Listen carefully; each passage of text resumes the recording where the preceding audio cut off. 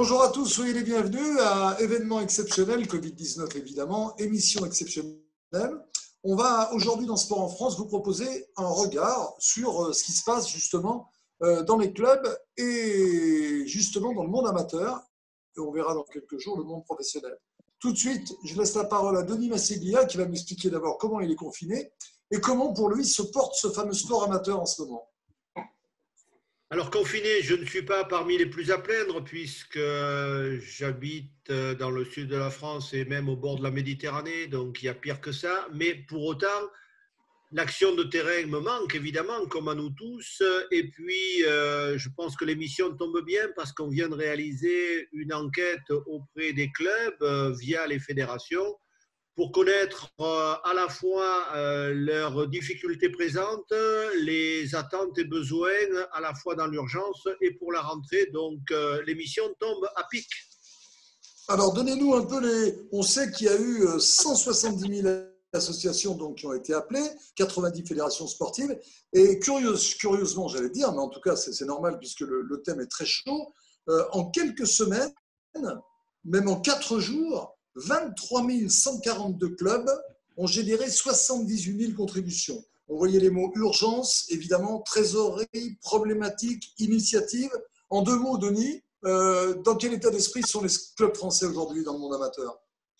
Dans quel état d'esprit? Ils sont à la fois inquiets et volontaristes. Inquiets parce qu'on ne sait pas exactement quand est-ce que, comme tous les Français et comme tous les citoyens du monde, je dirais, quand est-ce qu'on va pouvoir reprendre une vie normale. Mais en même temps, j'ai le sentiment que chacun d'entre eux aspire à reprendre une activité normale, à retrouver ses activités, à retrouver ses membres, à retrouver à la fois les adhérents, les bénévoles et autres. Et donc, à ce que le sport reprenne ses droits, comme la vie d'ailleurs. Donc, un mélange d'inquiétude et d'optimisme. Alors, comme traditionnellement dans Sport en France, on donne la parole aux acteurs avant tout. Et nous avons avec nous, je vais vous les présenter rapidement, quelques représentants du sport amateur. Avec tout d'abord un petit bonjour à Éric Limousin, donc, qui représente ici le cercle de voile d'Arcachon. Éric, bonjour. Un tout petit bonjour. Sur votre confinement, c'est comme moi dans le Vaucluse, on est mieux à Arcachon qu'à Paris. Question confinement personnel, il n'y a bien sûr aucun problème. Et puis question club, tout est arrêté.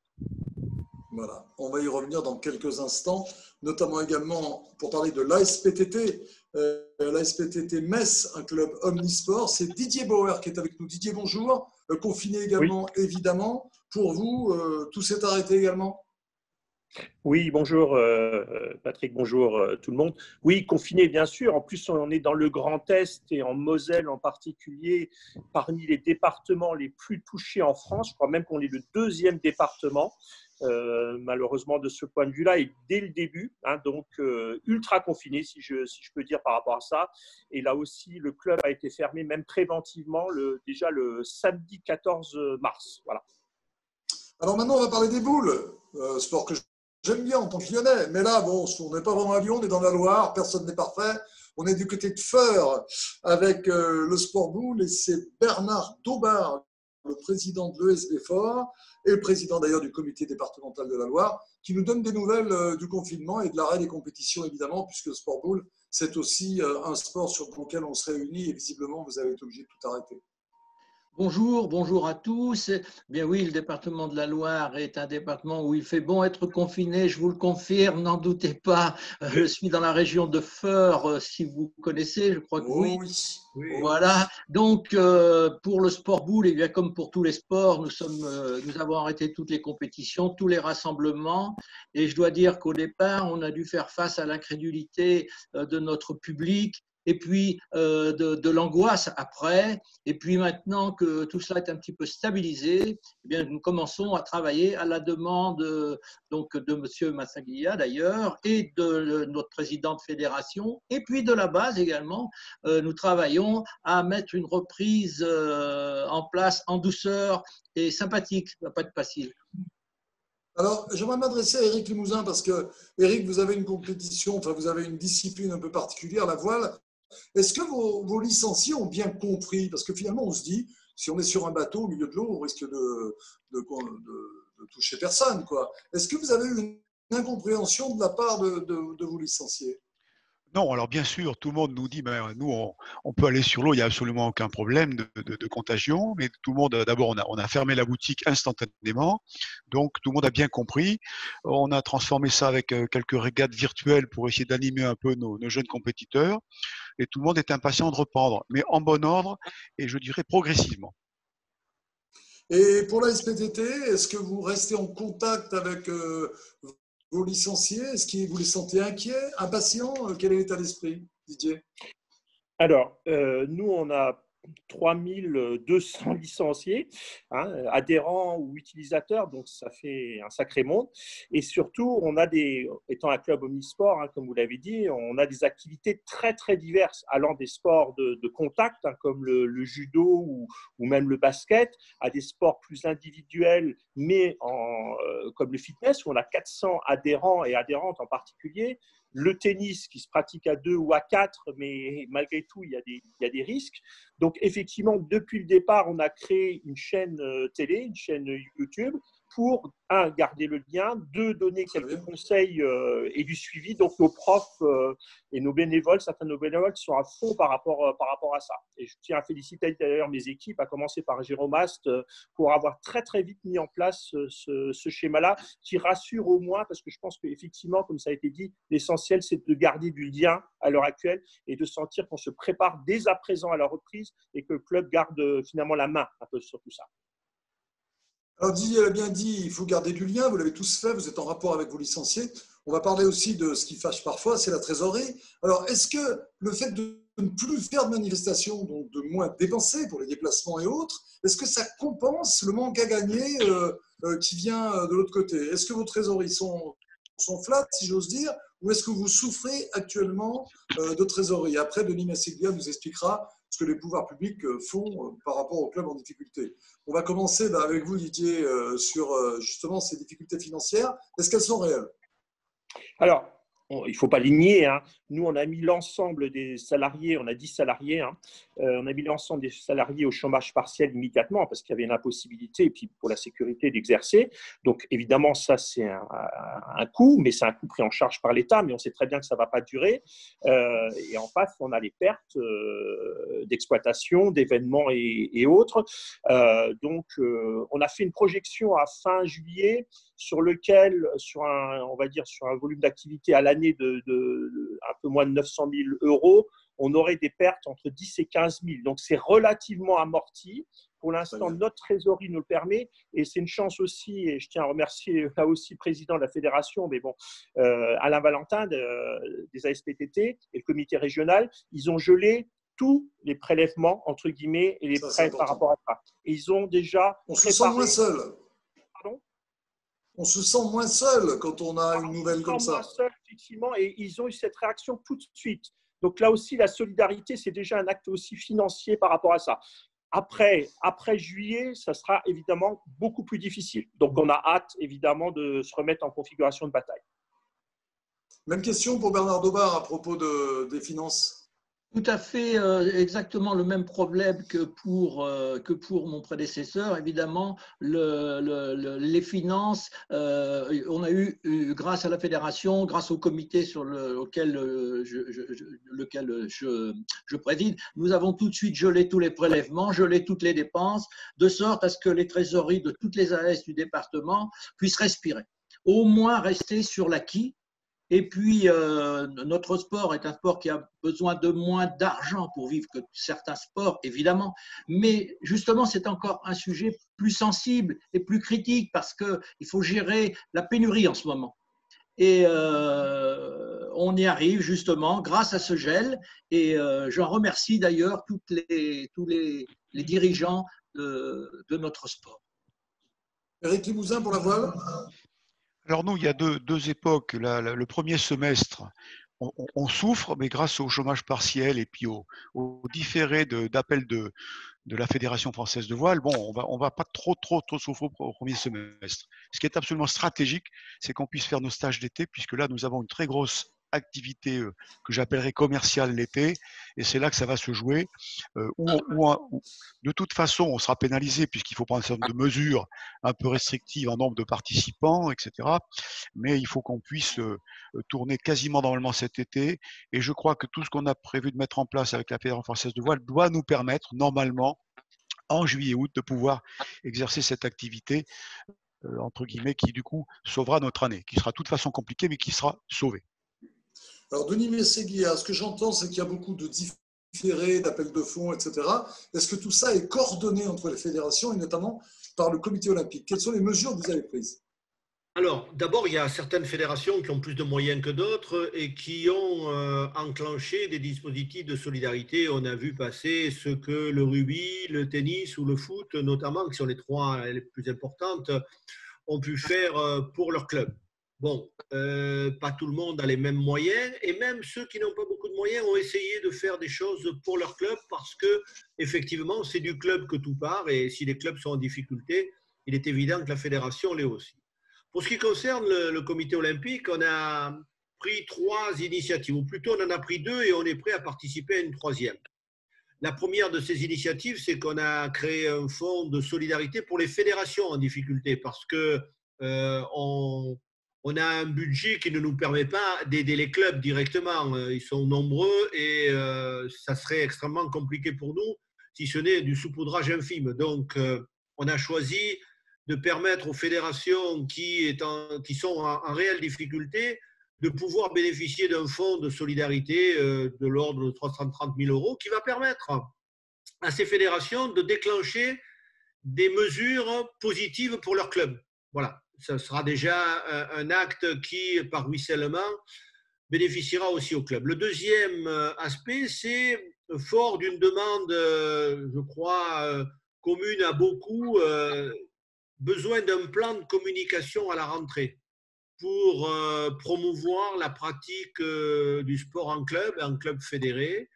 Et donc, on a prévu des moyens conséquents, autour de 700 000 € pour assurer un plan de communication qui se veut ambitieux, dont une partie se fera sur Sport en France ou sur les supports du groupe Reward. C'est un peu normal qu'avec un partenariat comme celui-ci, on puisse optimiser la démarche qui est la nôtre. Et puis le troisième aspect, c'est ce qui pourrait être fait dans un fonds de solidarité avec les clubs. Et là, il faut absolument que l'on se retrouve, les 4 acteurs du sport qui sont au sein de l'Agence nationale du sport. Qui doit prendre le lead? À mon avis, ça ne peut être que l'Agence nationale du sport, avec le soutien de l'État, des collectivités territoriales, du mouvement sportif et du monde économique, et qu'on puisse ainsi espérer monter un fonds à travers lequel on pourra aussi solliciter les versements de personnes, parce qu'il y a beaucoup de personnes qui sont attachées à tel ou tel club et qui, avec un fléchage de la somme qu'ils souhaiteront voir dirigée vers le club de leur cœur, pourraient bénéficier de dispositions fiscales si, par exemple, on confie tout à la Fondation du sport français, qui est reconnue d'utilité publique et qui est là aussi pour délivrer des récépissés des reçus fiscaux, qui vont lui permettre d'avoir des déductions à la hauteur de leur investissement. Donc, on est dans l'action avec ce que l'on peut faire, mais on peut faire pas mal. Merci, Denis. Une petite question avant de parler de la reprise des activités, reprise ou non d'ailleurs. Est-ce que vous sentez à quel point, derrière cette crise sanitaire, il y aura une crise économique? Et donc, les sports qui sont liés à des sponsors, vous avez déjà conscience, je pense, que lorsqu'on va sonner à la porte des entreprises, on ne va pas avoir le même discours qu'il y a 6 mois ou 1 an. Est-ce que ça vous inquiète, Éric Limousin, par exemple? Alors, nous sommes assez peu sensibles à ce sujet parce que malheureusement, assez peu de partenaires privés et donc on n'est pas trop sensible à ce sujet-là. Bernard Daubert, Didier Boer. Oui, beaucoup, bien entendu, parce que, outre le fait de notre club de feur, comme vous le voyez sur Sport en France, nous avons lancé la Ligue 1 cette année avec des moyens énormes, des sponsors et des partenaires qui ont fait des efforts extraordinaires. Et là, paf, tout est remis en cause du jour au lendemain. Et nous sommes déjà repartis dans la négociation, repartis dans refaire de nouveaux contrats avec des aides des aides qu'on va apporter justement à ces gens-là en faisant un service supplémentaire, et on est dans la recherche de solutions permanentes. Et c'est un véritable défi que de relancer cette nouvelle formule l'année prochaine. On y travaille beaucoup, vraiment beaucoup. Je voudrais juste rajouter aussi une chose, c'est avant de parler reprise, et puis outre le problème financier, il y a aussi un problème humain énorme avec des gens qui parfois perdent le seul lien social qu'ils ont en perdant la possibilité de pouvoir pratiquer leur sport. Donc nous avons mis en place une communication hebdomadaire et parfois même bi-hebdomadaire avec des communiqués concernant la solidarité, le sport, la santé, et puis devinez quoi, les diffusions sur Sport en France. Didier, la SPTT, c'est un peu différent? Oui, parce que effectivement, on a sur notre budget grosso modo un tiers qui vient des adhérents, on en reparlera en termes de rentrée, un tiers qui vient des institutionnels, des collectivités locales, et franchement, elles jouent le jeu. Donc là, je ne suis pas inquiet du conseil régional jusqu'à la ville de Metz, etc. Ça va suivre. On a déjà, non pas des assurances, mais en tout cas une belle présence. Donc là, je ne suis pas trop inquiet. Mais effectivement, c'est ce que vous disiez, c'est tous ces sponsors privés qui donc représentent quand même chez nous un tiers de notre budget. Et puis, pour certains, vont être impactés lourdement, le sont déjà en termes, les petits, et il n'y a rien de péjoratif, au contraire, parce qu'ils font souvent un effort bien au-delà. Ce sont des passionnés, mais à un moment donné, ils seront malheureusement peut-être obligés de faire des choix. Donc, le mouvement que le président a annoncé éventuellement d'un fonds de dotation ou autre, défiscalisation, je pense que ça sera, si jamais ça va jusqu'au bout, une excellente nouvelle. Très, très Et on a, je le répète, cette chance d'avoir, nous, la fédération des ASPTT qui peut servir de tampon, mais pas à l'infini non plus, parce que la fédération vit bien sûr des remontées des clubs. Et donc, la solidarité sera. Mais on peut être non pas raisonnablement inquiet, on peut être inquiet, mais on sera volontariste, comme ça a été dit tout à l'heure, aussi par rapport à ça. Et surtout, là aussi, rester en contact avec ces partenaires-là, trouver des solutions sur mesure dans le temps. Alors, le grand sujet, évidemment, sujet politique global pour la France, c'est le déconfinement, la reprise des activités. On a vu que le sport n'était pas une priorité. Personnellement, ça ne m'a pas choqué. La priorité, c'est de sauver les gens, c'est de préserver la santé des gens. Mais le sport, ça a été très bien rappelé par Bernard Debar, c'est aussi un lien social qu'il faut recréer, etc.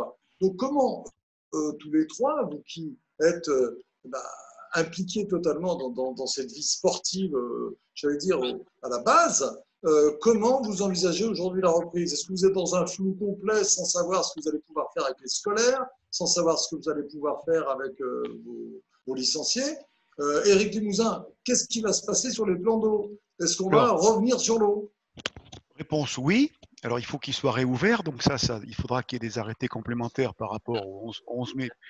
Parce qu'en fait, ça dépend du préfet maritime d'un côté, des préfets terrestres de l'autre. Donc, il faut au moins que les plans d'eau soient réouverts. Sinon, la fédération et les clubs ont une vision très claire. Le mois de mai et une partie du mois de juin devrait être consacrée à l'accueil éventuel des scolaires, collèges et lycées, s'ils le souhaitent. Enfin, en tous les cas, nous y préparons puisque nous pratiquons la voile scolaire régulièrement. Donc, l'objectif, c'est de pouvoir accueillir. Donc, les contacts sont pris. Sauf que comme ça va être compliqué, il faudra, voilà, mais on sera prêt à les accueillir. Ça, c'est la première partie. Fin juin, je dirais, mi-juin, on sera certainement autorisé à reprendre une pratique individuelle, encadrée par les clubs, mais individuelle, avec le respect de règles de confinement.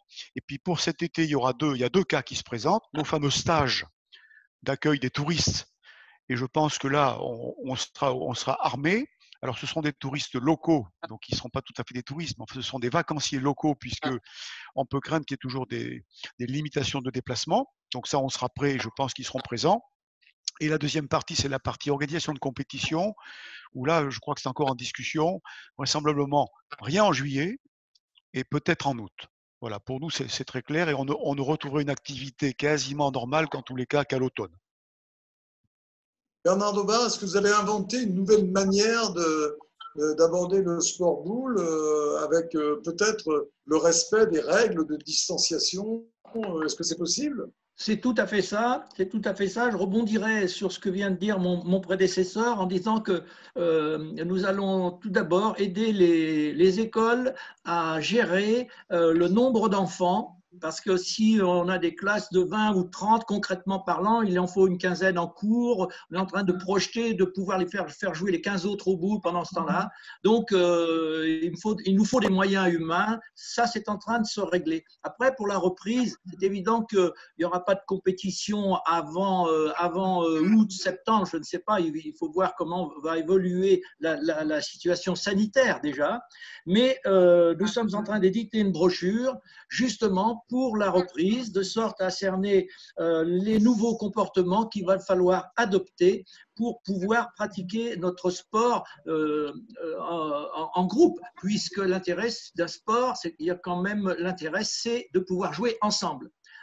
Si on peut jouer d'une façon individuelle pendant une période tampon, tout cela est bien compréhensible, mais l'objectif est de jouer ensemble différemment, en respectant les nouvelles consignes sanitaires. On ne pourra pas échapper à ça, pardon, et nous sommes en train de réaliser ça, oui, tout à fait. On jouera en bugne à bugne, comme on dit dans votre région, en restant à 2 mètres. Il n'y a que nous qui pouvons comprendre ça. Denis Masséglia, il ne sait même pas ce que ça veut dire. Non. Didier Bauer. Didier, la reprise. C'est bien un peu d'humour, ça fait du bien. Alors, nous, notre situation est un peu plus complexe. Pourquoi? Déjà parce qu'on sera sûrement dans les départements rouges, nous, très très clairement. Donc le déconfinement va être vraiment très très progressif, donc ça nous donne peu de visibilité même à partir du 11 mai. Deuxièmement, on est nous-mêmes, l'ensemble de nos activités sur un complexe de 4 hectares. Il va falloir désinfecter, on est propriétaire, donc un coût, un temps par rapport à ça pour garantir la sécurité. Et évidemment, comme tous ceux qui sont intervenus, c'est la sécurité sanitaire qui prime avant tout, avant même le plaisir du jeu pour l'instant, pratiquer dans des conditions qui soient sûres pour nos adhérents. Ensuite, tous les sports d'intérieur ou de combat, que ce soit même tennis sous les bulles, évidemment, sport de contact, ça sera impossible, comme ça a été dit, avant août-septembre probablement. Donc très très rapidement, la reprise, elle va être très très progressive. Et le tennis, qui est notre grosse activité, là on est tributaire évidemment non seulement la préfecture bien sûr, mais aussi la fédération nationale fédération française de tennis, qui doit normalement édicter un guide des règles techniques et sanitaires au 11 mai. Mais là aussi, quand on réfléchit 5 minutes, des balles, on les lance à l'adversaire qui lui-même les prend en main, etc., etc. Alors, est-ce qu'il faudra jouer avec des gants? Est-ce qu'il faudra marquer les balles comme c'est fait, par exemple, en Belgique à l'heure actuelle? On ne sait pas à combien de personnes. Est-ce que nos profs qui sont à la fois salariés mais qui exercent aussi en libéral pourront donner des cours? C'est toute une série. Bien sûr, pas de stage collectif pendant l'été, et c'était des grosses rentrées aussi, et puis aussi des animations estivales qu'on menait avec la ville de Metz, tout ça c'est mort, il faut être clair, mais risque, non pas zéro, ça n'existera pas, mais risque qu'on va essayer au minimum, de mettre au maximum dans l'axe sécurité, avant tout, sécurité des adhérents, sécurité aussi de nos personnels, de nos salariés et de nos bénévoles. Voilà. Parce que le risque de reprise, même si évidemment il vaut mieux être positif, mais le risque de reprise, on le sait, il existe malgré tout. Donc nous, club, avant de donner du plaisir aux gens, on doit leur donner la sécurité et ne pas les mettre en danger pour la pratique, parce que si ça repart, ça sera terrible. Denis Masséglia, on n'est pas là pour… cette émission ne s'appelle pas Brosse à reluire, hein, mais je suis quand même assez étonné, pas étonné, mais séduit par cette sérénité, cette maîtrise, ce sens de l'initiative qui transpire de chacun des propos. Une nouvelle fois, c'est l'associatif et c'est le sport qui va porter le retour de tous dans une vie normale. Denis, ça rend optimiste, non? Alors, d'abord, moi, je ne connaissais pas les 3 présidents de club, donc je ne peux pas dire qu'ils ont été choisis pour les propos qu'ils allaient tenir, bien sûr, et heureusement, mais à travers leurs propos, il y a un mot important qui me paraît logique de souligner, c'est le mot de responsabilité. Tous sont responsables et ont fait part de leurs préoccupations d'abord sanitaires, de faire en sorte que tous ceux qui vont pratiquer, qui vont venir éventuellement laisser leurs enfants, puissent avoir le maximum de garanties de sécurité. Et même si le risque zéro n'existe pas, que toutes les précautions aient été prises pour que la qualité de pratique soit au rendez-vous. Et quand je dis qualité, il y a évidemment le label sanitaire à l'intérieur. Après, les règles sont simples, elles ont été données par le Premier ministre. Pas de rassemblement indoor, pas de rassemblement de sport collectif, pas de rassemblement de sport de contact, pas plus de 10 personnes, avec 4 mètres carrés par personne et 10 mètres lorsqu'il s'agit de distance linéaire entre 2 joggeurs ou 2 cyclistes. Bon, une fois qu'on a dit ça, tous les clubs attendent quand même de pouvoir avoir des activités parce que même si l'activité ne se fait pas au sein même du club, elle doit pouvoir se faire pour que le lien avec les membres puisse changer un tout petit peu et aller dans le sens d'une logique de rentrée, d'une logique de reprise. Bon, après, il y a un paramètre important sur lequel je veux insister.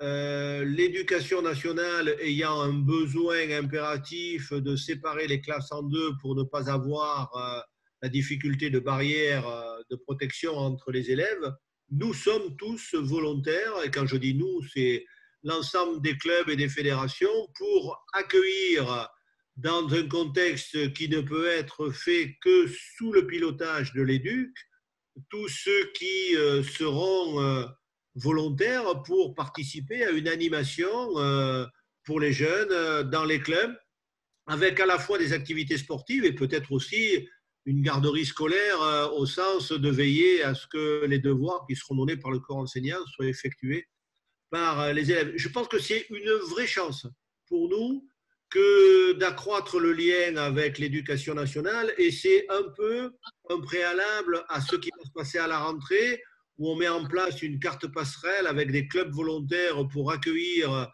les jeunes de CM1 et CM2 sans qu'ils aient à payer quoi que ce soit pendant 1 mois et demi, et qui permettra à ces jeunes de choisir et le sport et le club qui leur convient le mieux après une période d'essai gratuite.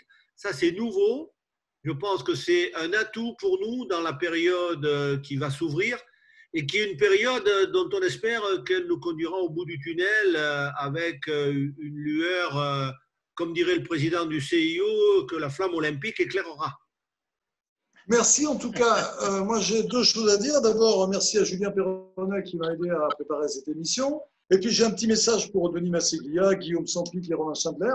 Moi, j'aime beaucoup cette formule. Moi, je vais rester dans le Vaucluse. Je ne vais plus monter à Paris pour faire les émissions parce que ça se passe vraiment très bien. Quand ça marche comme ça, c'est formidable. Donc, Denis, bon, chez Denis, il ne fait pas très chaud. Il ne fait pas qu'il est à Marseille. Il va avoir le Sport Pro lundi. Il a un pull. Il est à Marseille, il a un pull. Moi, dans le Vaucluse, je suis en chemise. Bon, bref. Merci en tout cas à tous d'avoir participé à cette émission. C'était un plaisir de la vivre avec vous. Et puis, ça donne un peu le moral de voir que le monde associatif reste aussi actif et présent. Moi, je vous donne rendez-vous pour une prochaine émission dans quelques jours. On va s'intéresser cette fois-ci au sport professionnel, car il y a des gros enjeux aussi dans ce secteur-là. Merci Denis, merci Eric, Bernard, Didier.